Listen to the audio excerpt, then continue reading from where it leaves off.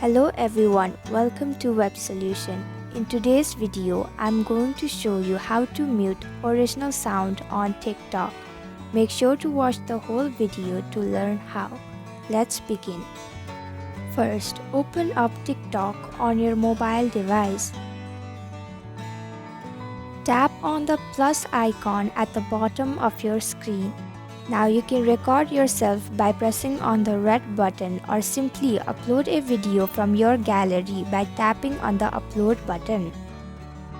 You can now select the video that you want to upload. To make this process easier, you can tap on the videos option at the top of your screen. Once you are done choosing the video, tap on next.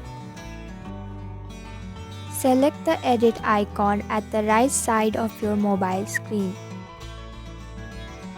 Now you can go ahead and tap on the little sound icon at the left of your screen. And that's it. This is how you mute the original sound of a TikTok video. I hope you found this video helpful. If you did, please click the thumbs up button. If you have any questions or thoughts, please type them in the comments below. And don't forget to subscribe to our channel for more updates. Click on the bell icon too so you'll know when we upload a new video. We'll be back with another video soon. Thanks for watching.